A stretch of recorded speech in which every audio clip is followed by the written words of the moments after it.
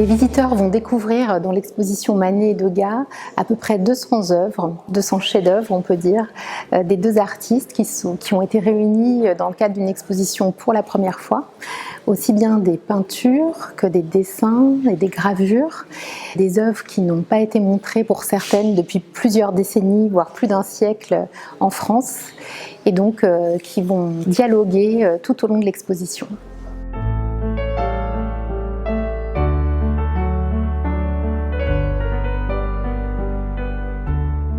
À l'origine du projet, c'est Laurence Descartes, qui était alors conservatrice peinture au musée du Louvre, qui avait souhaité présenter un projet autour de Manet et Degas.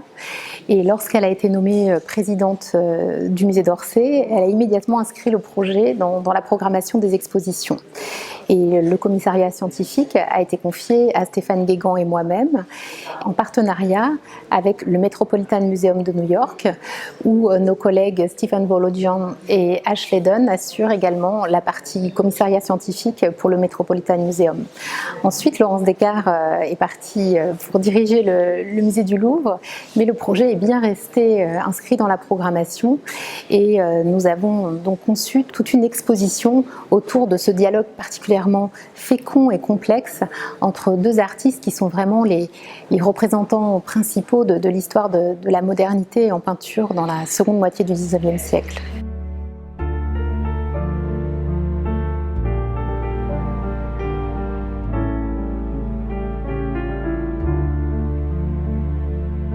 Nous souhaitions accueillir les visiteurs avec les deux principaux protagonistes de cette histoire, puisque nous avons conçu tout le parcours comme le récit de cette relation. Donc vous avez derrière moi un autoportrait de Degas et un autoportrait de Manet. Donc il faut faire attention en les comparant parce qu'ils ne datent pas du tout de la même époque. L'autoportrait de Degas est un autoportrait de jeunesse des années 1855, période durant laquelle il a réalisé plusieurs autoportraits à la manière d'Ingres. Et là, il se représente en dessinateur de manière assez classique. Et nous avons de l'autre côté un autoportrait de Manet, dont nous sommes particulièrement heureux d'avoir obtenu le prêt parce qu'il n'avait pas été montré depuis 1983 à Paris. Il est dans une collection particulière et c'est un autoportrait assez extraordinaire que Manet a réalisé quelques années avant sa mort. Donc contrairement à Degas, Manet s'est très peu représenté lui-même. On va dire qu'il laissait ce soin à d'autres, dont Degas d'ailleurs, mais aussi Fantin-Latour, Basile et aussi de nombreux photographes. Mais lui-même ne s'est pas beaucoup représenté. Là, c'est l'exemple le plus abouti. Donc, il date de la fin des années 1870 et il se représente le pinceau à la main, dans la main gauche, alors qu'il était droitier. Donc, cela montre qu'il conserve en fait l'image de lui-même qu'il pouvait observer dans le miroir. Et on a toujours chez Manet ce jeu autour de l'espace de la peinture. Et vous voyez la façon dont sa main est exécutée par rapport à son regard. On a un regard très précis, très acéré, on voit la manière dont il pouvait s'observer dans le miroir, alors que la main qui tient le pinceau est à l'état d'ébauche, comme si elle était en train d'effectuer le mouvement, en train de peindre. Donc on a la peinture en action en quelque sorte. C'est un autoportrait tout à fait fascinant qui a été réalisé quelques années avant la mort de Manet.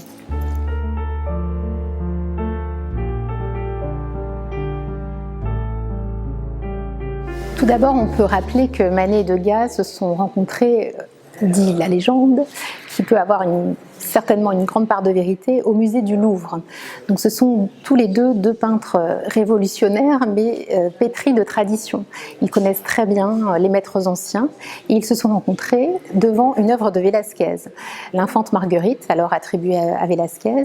Et Manet a alors été attiré par Degas qui était en train de faire une copie de ce tableau, mais non pas une copie classique en dessin ou en peinture, mais une copie directement gravée sur un cuivre pour en faire une gravure. Et donc ça, c'était un geste particulièrement audacieux du point de vue technique, parce que généralement on réalisait les cuivres gravés en atelier d'après des dessins, mais Degas l'a fait directement devant l'œuvre, et d'ailleurs la gravure qu'il en a tirée est inversée par rapport au modèle original, ce qui corroborerait cette histoire. Donc, comme cadre de rencontre, le musée du Louvre face à Velázquez et un geste d'une grande audace technique qui attire Manet vers Degas.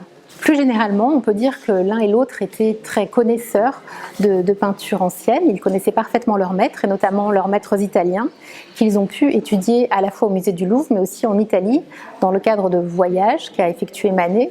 Et Degas, lui, avait toute sa famille paternelle en Italie et a pu ainsi étudier les œuvres des musées, ainsi que les fresques.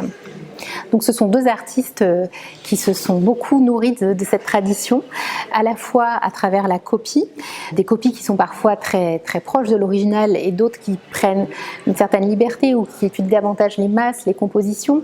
Et à partir de cette connaissance des œuvres d'art anciens, ils ont aussi parfois inventé, créé des œuvres en forme d'hommage ou de pastiche qui rappellent vraiment les maîtres anciens. Et ça, c'est quelque chose dont Manet en particulier demeurera coutumier presque tout au long de sa carrière, où il va actualiser, moderniser des modèles anciens.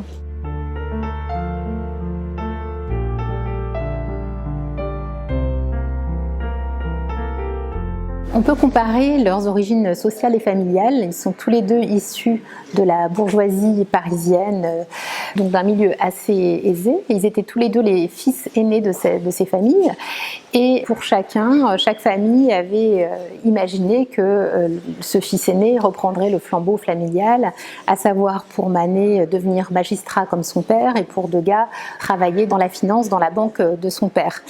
Or, l'un comme l'autre vont très vite se destiner à une carrière artistique qui va être plus ou moins contrariée par leurs parents. Le père de Degas était très amateur de musique et de peinture, très fin connaisseur, et finalement il va assez vite se ranger au désir de son fils et même devenir l'un de ses principaux conseillers dans ses années de jeunesse. Il connaissait aussi beaucoup de grands collectionneurs à Paris, notamment Lacaze ou Marcil, et il a pu ainsi ouvrir les portes de ces grands collectionneurs à Degas. Alors que Manet, sa famille va exprimer davantage de résistance, donc il ne sera pas magistrat, donc peut-être va-t-il faire carrière dans la marine.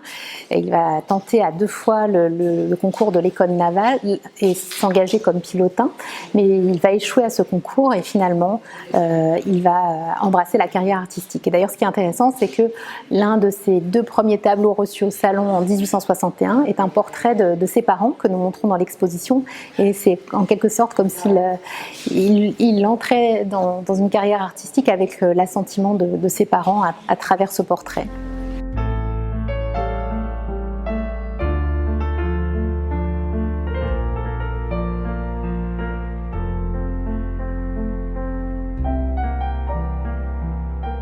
La relation de Manet et Degas est vraiment passionnante à étudier, mais elle comporte beaucoup de zones d'ombre et elle est très difficile à résumer d'un seul ou même de 2 mots. D'ailleurs, nous n'avons, après réflexion, pas mis de sous-titres à cette exposition.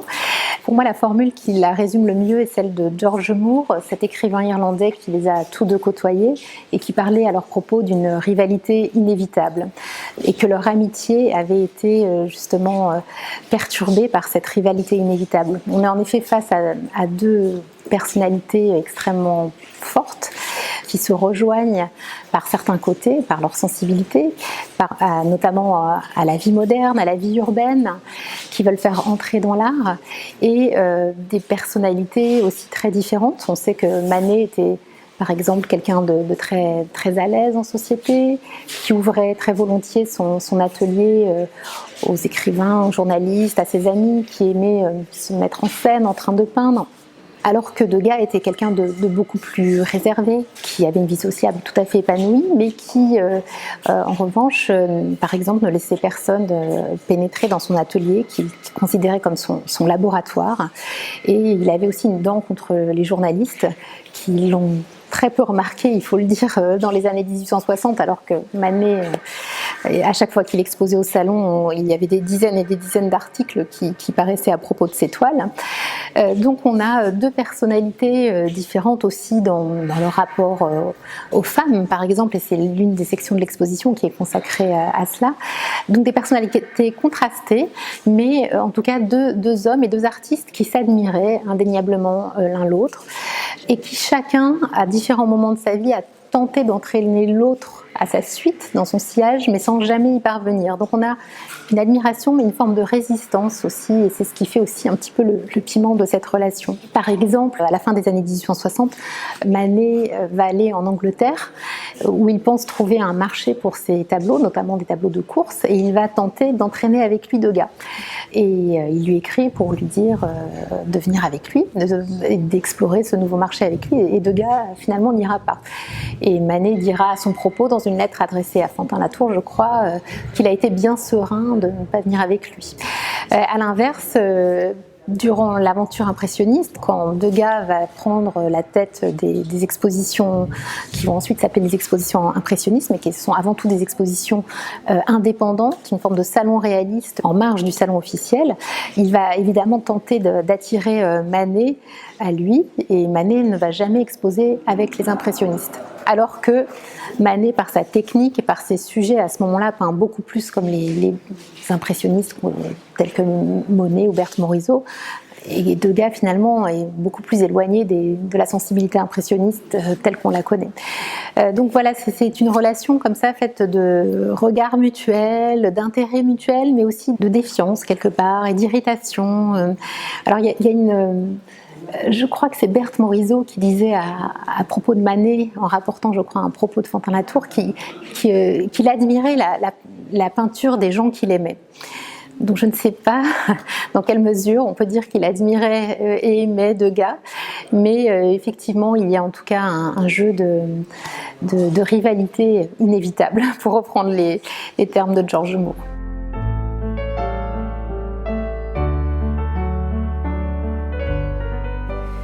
Nous souhaitions vraiment débuter l'exposition avec l'histoire de cette relation dans toute sa complexité et toutes ses zones d'ombre. C'est pourquoi nous avons décidé de placer dans la première salle une œuvre vraiment au cœur de l'histoire de cette relation, à savoir ce portrait peint par Degas représentant, à l'origine du moins, Manet et son épouse jouant du piano.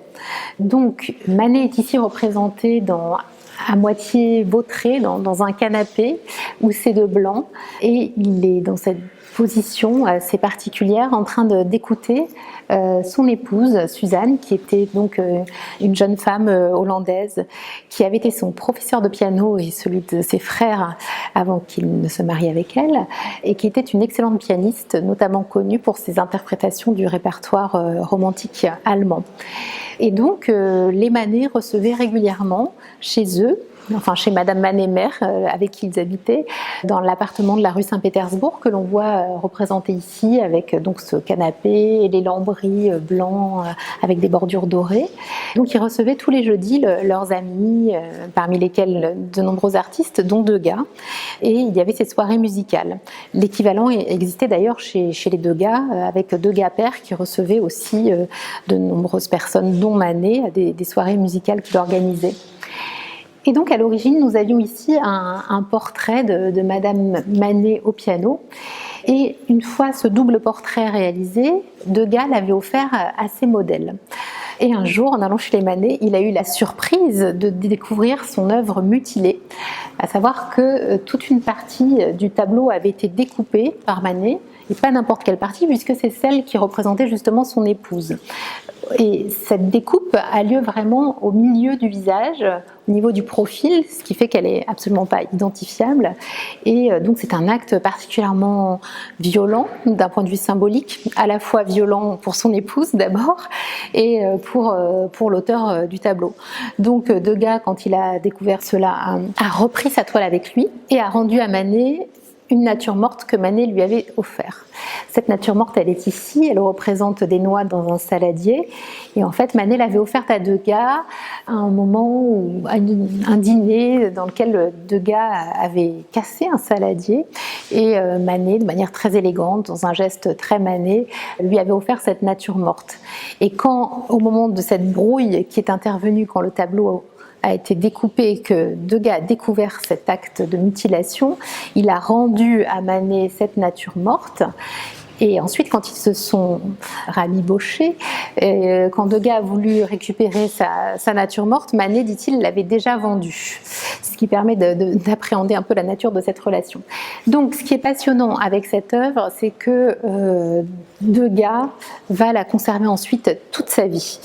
Et non seulement la conserver, mais l'exposer chez lui. On voit à la fin de l'exposition qu'elle est accrochée dans son salon, sur un mur, où elle est encadrée de manière totalement différente. C'est-à-dire que là, d'ailleurs, si on s'approche, on voit bien les traces de la toile qui était auparavant pliée différemment. Il y avait un cadre qui passait ici et ici, donc on voyait que le chignon, on voyait même pas le départ du visage. Donc non seulement Degas a conservé cette œuvre, l'a accrochée dans le mur de son salon, s'est représenté dans un autoportrait photographique qui date d'environ 1895, donc plus de 10 ans après la mort de Manet, avec cette œuvre au-dessus de sa tête et 2 œuvres de Manet de sa collection.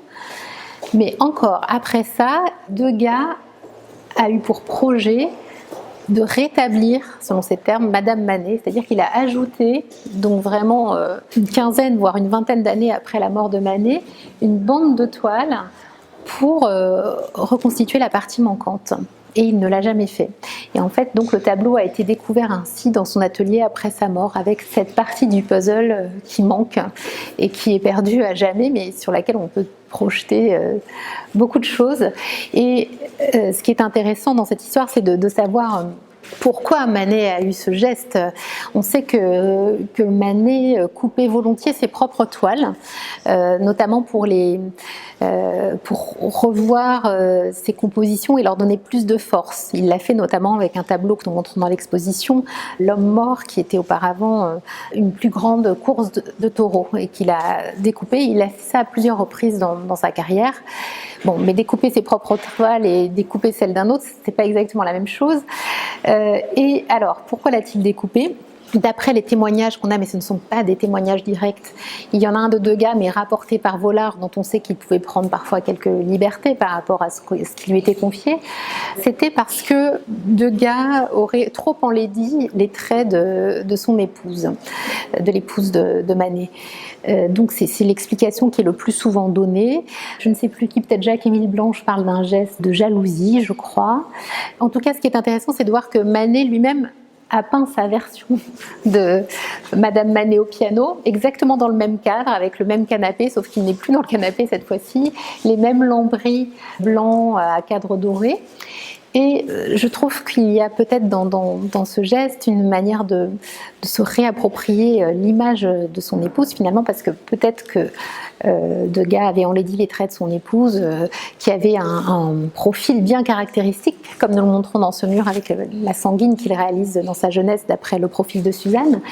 Mais surtout, Degas était particulièrement connu pour représenter ces modèles dont il faisait le portrait avec beaucoup de justesse, à savoir les saisir dans des poses particulièrement expressives, particulièrement typiques de leurs attitudes, de leur personnalité. Il était vraiment un très fin portraitiste. Et d'ailleurs, on le voit avec cette représentation de Manet, qui est dans une pose quand même pas très habituelle pour un portrait, mais qui était apparemment très conforme à la pose qu'adoptait Manet en pareilles circonstances. Et après sa mort, certains de ses amis qui l'avaient côtoyé, en voyant ce portrait, étaient saisis, disaient qu'ils avaient l'impression d'être face au fantôme de Manet tant il lui ressemblait. Donc peut-être que Degas avait réussi à rendre aussi Madame Manet avec cette justesse, en représentant son être intime finalement, en arrivant à être très près de ce qu'elle était. Et peut-être que c'est plutôt ça qui a déplu à Manet, dont je ne connais pas d'autres, ou plutôt je ne connais pas d'autres représentations de Madame Manet par un autre peintre que Manet. Il y a aussi ce statut de femme mariée. D'ailleurs, Manet va faire de nombreux portraits, par exemple, de Berthe Morisot. Et quand Berthe Morisot épousera le frère de Manet, Manet cessera de la peindre. Donc il y a quelque chose aussi peut-être de cet ordre-là. En tout cas, c'est un tableau extrêmement énigmatique et qui condense un peu tout le mystère et toute l'intensité de cette relation entre les deux hommes. Degas a réalisé plusieurs portraits de Manet, donc il y a ce portrait peint, mais nous montrons aussi dans l'exposition plusieurs portraits dessinés et gravés de Manet. On voit qu'il tourne vraiment autour de son modèle. Il est tantôt assis, tantôt debout. Il a parfois le chapeau à la main, parfois le chapeau par terre, parfois plus de chapeau du tout. On voit qu'il essaye de trouver la pose et l'instant qui soit le plus représentatif de son modèle. Il y a notamment des versions gravées dont certaines ont été tirées en de nombreux états, ce qui prouve qu'il était particulièrement content de ce résultat. Et nous montrons également un portrait de Manet par Degas aux courses, dans la section consacrée aux courses, où on voit Manet auprès d'une jeune femme tenant des jumelles. À l'inverse, et nous avons vraiment là un déséquilibre assez frappant dans cette relation, notamment dans les années 1860 où finalement Manet est déjà bien établi sur la scène artistique alors que Degas est un parfait inconnu, on va dire. Donc Degas représente beaucoup Manet alors que Manet, lui, ne peindra jamais Degas. Il y a peut-être une représentation de Degas par Manet, si l'on en croit Moronnet-Laton, et on peut voir ce tableau qui est un prêt tout à fait exceptionnel. Il s'agit des courses à Boulogne, où l'on voit un homme avec un chapeau haute forme, mais de dos. Donc il n'est pas sûr que ce soit Degas, mais en tout cas, ce serait l'unique représentation de Degas par Manet.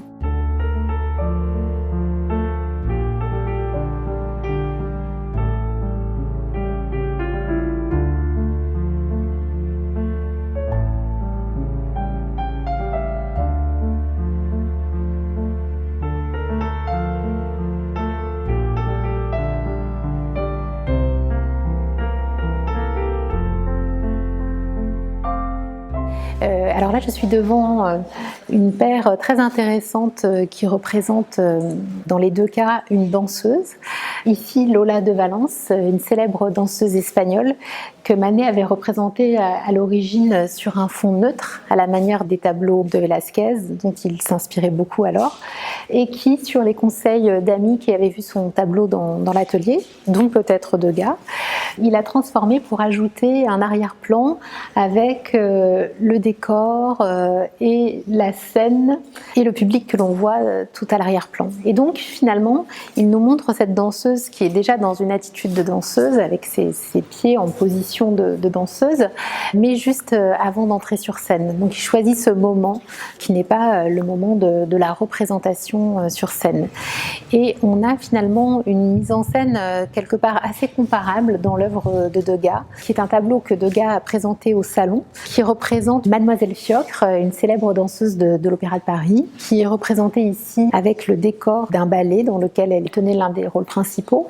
Et vous la voyez ici sans doute pendant un moment de répétition. Vous voyez qu'elle a les pieds nus, on voit ses chaussons de danse un peu plus loin. Et donc Degas, comme Manet, choisit non pas de représenter la danseuse sur scène en train de danser, mais dans un moment de rêverie, d'abandon, où le corps de la danseuse n'est pas montré en train d'exécuter un pas de danse, mais au repos.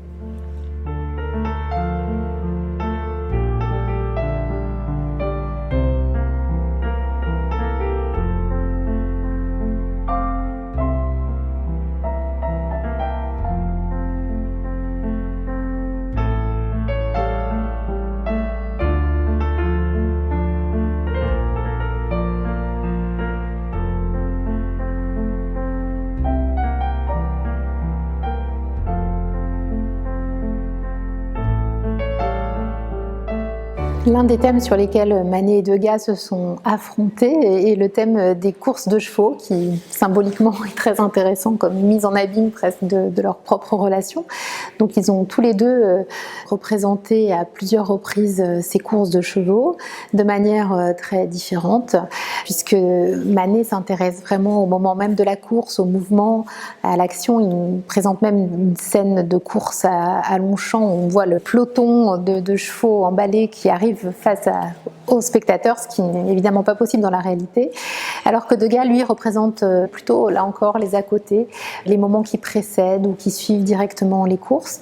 Tous deux mettent aussi en scène ces courses en contexte avec la société qui vient assister à ces courses et donc s'intéresse à ces hommes et ces femmes qui peuplent les tribunes autour des courses. Et donc c'est un thème éminemment représentatif de la vie moderne à laquelle s'intéressent Manet et Degas. Degas. Et là, je suis devant deux chefs-d'œuvre qui nous ont été prêtés par la National Gallery de Washington, institution qui n'avait jamais présenté côte à côte ces deux œuvres, qui ont beaucoup en commun finalement, puisque ici nous avons un tableau que Manet avait présenté sous une autre forme, une forme plus large, plus haute, puisqu'il s'agit d'un fragment d'un tableau qui provient donc d'une œuvre que Manet avait exposée au salon de 1864, un épisode de course de taureaux, d'un combat de taureaux. Donc salon de 64 où il montrait également le Christ mort, donc il avait deux œuvres qui avaient pour thématique la mort.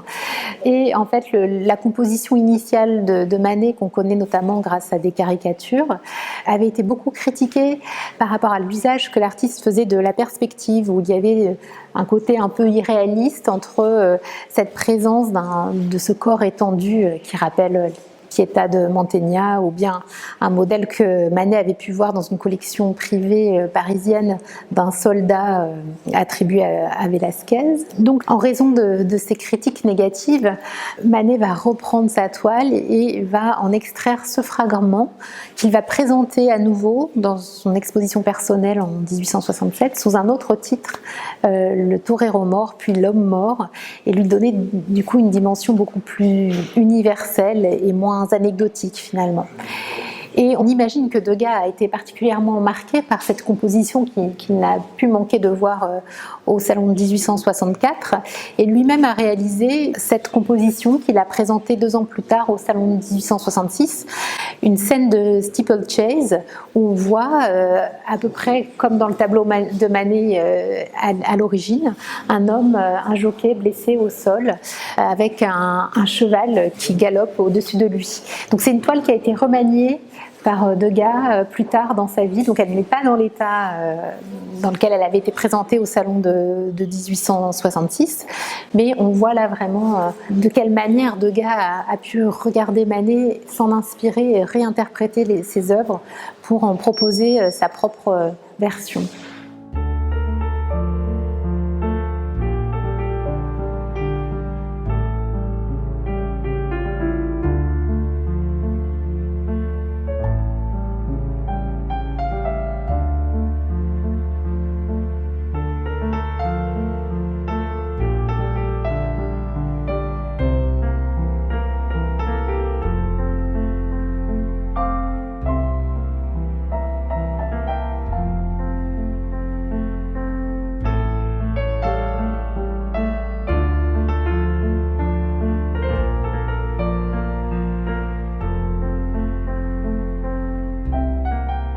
Nous sommes ici dans une section consacrée aux Parisiennes et à la vie moderne qui a intéressé également Manet et Degas à travers ces figures de Parisiennes issues de différentes catégories sociales.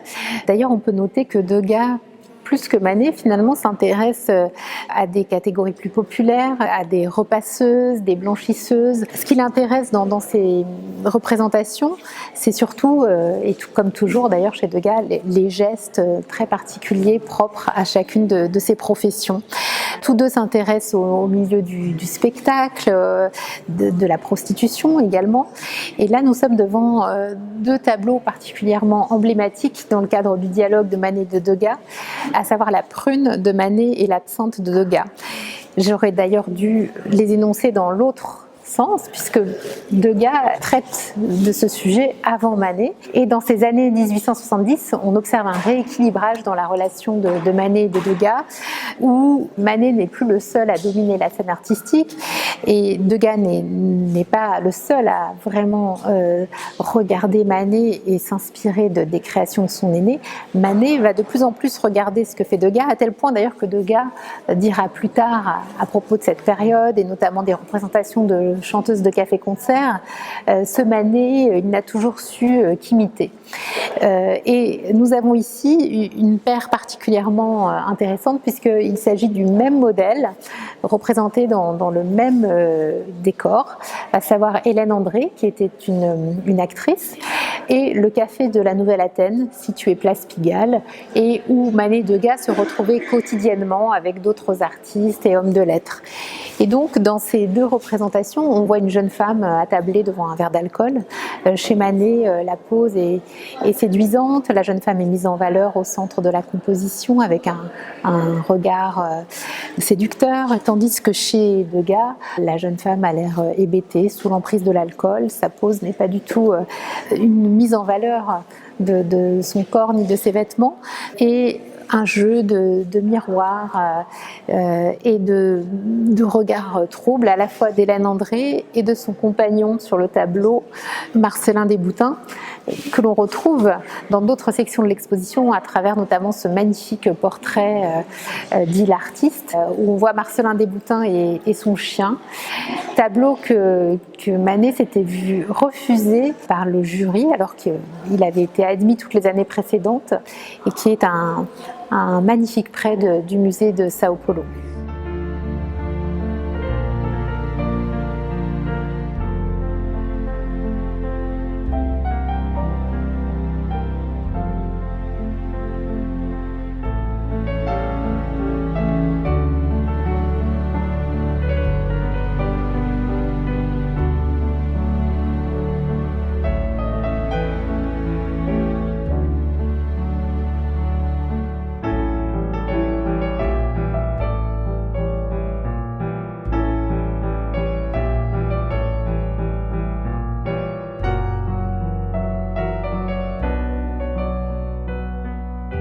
Donc Manet meurt en 1883 et Degas aurait eu cette phrase qui est à la fois un compliment et instillé de venin, puisqu'il dit « il était plus grand que nous ne pensions ». Phrase un peu mystérieuse, comme les peintures de Degas d'ailleurs. On ne sait pas d'ailleurs très bien qui est ce nous, est-ce que c'est un nous de majesté ou est-ce qu'il inclut d'autres avec lui.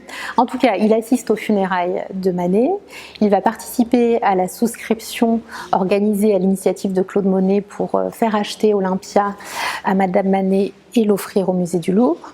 Il va aussi participer à un grand banquet organisé en la mémoire de l'exposition réalisée juste après la mort de Manet par son ami d'enfance Antonin Proust. Donc Degas est toujours présent dans les moments de commémoration et de célébration.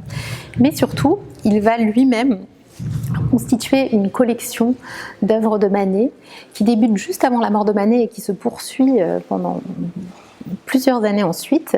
Il va rassembler presque 80 œuvres de Manet dans le but de constituer un musée, alors pas uniquement d'œuvres de Manet, parce qu'il collectionnait aussi Delacroix, Ingres et d'autres artistes, mais Manet occupe une place vraiment très importante au sein de cette collection. Et là, donc, nous sommes devant, non pas l'Olympia de Manet, mais une copie de l'Olympia par Gauguin, qui avait été acquise par Degas, et qui, d'après des témoignages de ses contemporains, était accrochée dans l'antichambre de l'appartement de Degas. Ce qui veut dire que quand on allait chez Degas, on passait devant l'Olympia de Manet, en quelque sorte. Et nous avons accroché de part et d'autre 2 portraits de Madame Manet qui ont fait partie de la collection de Degas et qui nous semblaient être des clins d'œil intéressants à l'Olympia. Un où l'on voit Madame Manet avec un chat sur ses genoux et un autre où elle est étendue sur un canapé. C'est un magnifique portrait au pastel et je pense que ce canapé est probablement le même canapé que l'on voit dans les portraits de Madame Manet au piano, à l'arrière-plan avec leur housse blanche. Parce que quand Degas décrit cette œuvre, il parle bien de l'intérieur et du mobilier du petit salon de la rue Saint-Pétersbourg, ce qui montre qu'il était très familier des lieux et du mobilier de l'appartement des Manet. Et ce qui est intéressant quand on regarde les peintures collectionnées par Degas, les peintures de Manet collectionnées par Degas, c'est qu'elles sont très très différentes de ce que fait Degas. En fait, il ne cherche pas le Manet qui était le plus proche de lui. Il va par exemple collectionner des natures mortes, le magnifique jambon que nous montrons dans l'exposition. Et puis surtout, et on termine l'exposition avec ce chef-d'œuvre de Manet, l'exécution de Maximilien. Un tableau très important pour Manet, du moins dans l'investissement qu'il y a mis, puisque c'est un tableau très politique qui réagit à un événement politique contemporain, dont il a réalisé plusieurs versions au fur et à mesure qu'il collectait des informations concernant cet événement, concernant les uniformes, concernant le cadre, concernant la manière dont s'était déroulée cette exécution dont Napoléon III était tenu comme le principal responsable. Donc autant dire que, évidemment, l'annonce de cette exécution en pleine ouverture de l'exposition l'exposition universelle de 1867 n'a pas servi la cause politique de Napoléon III. Donc c'était un tableau extrêmement subversif, politiquement parlant, de Manet, qui a réalisé donc 4 versions et vraiment des grands formats que finalement il n'a jamais pu exposer de son vivant en France. La lithographie qu'il a réalisée d'après ce sujet avait été interdite, on voulait briser la pierre, et donc Degas va s'intéresser à ce Manet politique qui est si éloigné de la peinture de Degas, qui lui-même ne fera jamais d'œuvre politique. Et ce qui est fascinant avec cette version, qui est la deuxième, de l'exécution de Maximilien, c'est qu'elle a été découpée après la mort de Manet par sa famille, par le fils de Suzanne, son épouse Léon, qui aurait découpé comme ça des fragments, sans doute pour pouvoir les vendre séparément. Et Degas va se démener pour patiemment collecter différents fragments et les réassembler sur une toile. Alors aujourd'hui, ce n'est plus le montage de Degas que l'on voit, mais nous montrons dans l'exposition, dans le cartel, une photographie ancienne qui montre dans quel état Degas a récupéré ces fragments, incomplets, parce qu'il manque plusieurs parties, dont Maximilien, le personnage de Maximilien. Mais c'est vraiment extraordinaire d'imaginer Degas collecter les fragments de cette œuvre qui était si importante pour Manet et essayer de la reconstituer. Et donc nous terminons l'exposition par ce tableau coupé, alors que nous commencions l'exposition avec un autre tableau coupé.